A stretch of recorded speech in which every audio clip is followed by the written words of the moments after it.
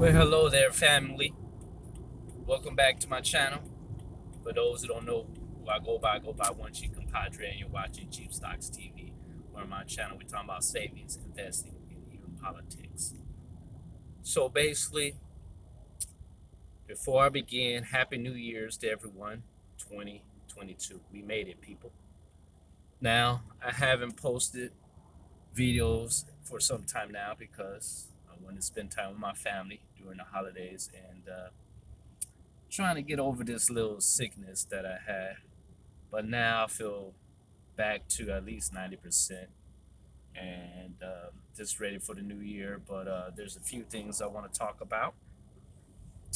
And this is relating to many topics from having your money in the banks due to inflation to why the government decided to print all this money in order for people to continue to stimulate the economy, to the verdict on Elizabeth Holmes, who lied to her investors and also to some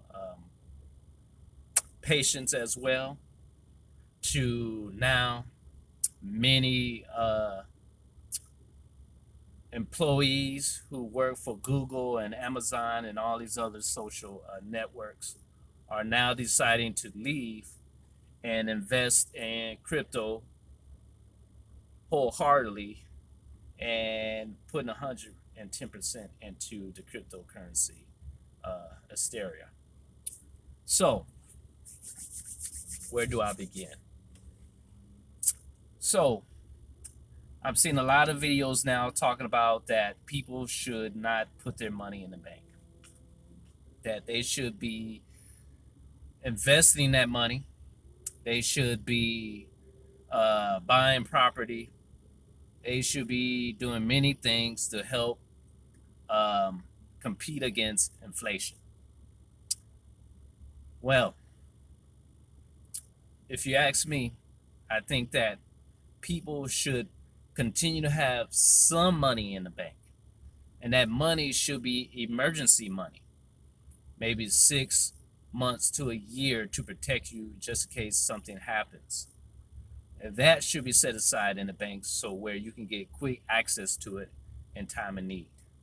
Other than that, majority of money should be invested, and hopefully you're investing in something that brings you a return. Hopefully some passive income that you can receive, hopefully each month, every 3 months, or annually, so that you can help grow your wealth. Because we all know that it doesn't make sense to just depend on your 9 to 5, no matter how much you make. There's people who are making 100 and something or more who are still in debt because, for in some cases, the more you make, the more you spend, which it should be the other way around. The more you make, the more you save, the more you invest, the more you put away for starting a business, becoming an entrepreneur, whatever that will help bring income to you besides your 9 to 5. That's what you should be doing. Um, the reason why the government decided to print all this money, yes, it's causing inflation. That is true. But at the same time, it was a way to help stimulate the economy, continue putting money in the economy so eventually people can get back to work. People would buy things to help stimulate the economy where it doesn't get out of control. That's the whole purpose behind it. Yes, it caused a huge inflation, but at the same time, it had to be done. They had to do it. From the Trump administration to the Biden administration, they both had to do it. Regardless of who's in office, it had to be done to help stimulate the economy, continue to let it grow, stop from allowing so many people from losing their jobs, and then eventually it'll stabilize and people will get back to work. The economy will continue to grow, and then eventually uh, we'll eventually get off of the depression that was happening during the virus, right? So that's the whole purpose behind that. Yes, we're still dealing with that. And yes, it's going to continue for some time, but at the same time, there's a reason behind it. It's to protect us and hopefully allow us to get out of this rut. So don't be so much gun ho towards inflation. It had to be done. There's no way around it. But at the same time, you have to make sure that you have some money put away for a rainy day, just in case these investments don't work out for you and you lose it all. Because a lot of people right now are not really doing investing. A lot of people are gambling. You know, a lot of people are going off of speculation. A lot of people are just going off a hunch. A lot of people are just going off what other people say without doing any research. And a lot of people are borrowing money to invest, which is a problem, which could actually do even more harm than printing out money in the long run. And a lot of people don't talk about that, but they need to, because a lot of people are causing a bubble in the economy, actually in the stock market, that is, and eventually it's going to explode if we don't get that under control.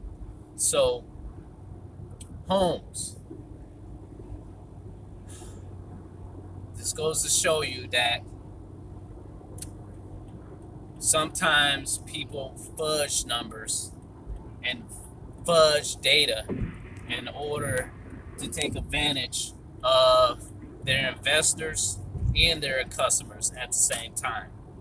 And it's going to come to a point where people are going to have to vet people to make sure that people are not making up things to get people to invest in their companies. Because a lot of times, a lot of these companies are making up growth in their companies, making up how their company is doing in order to get people on board. And they can't just say certain things are happening right now. What they're going to eventually force people to start doing is saying things in the future and not right now, because if they say anything that they may say now and it's not true, it could affect their business. That's why you have Elizabeth Holmes right now facing 20 years in prison.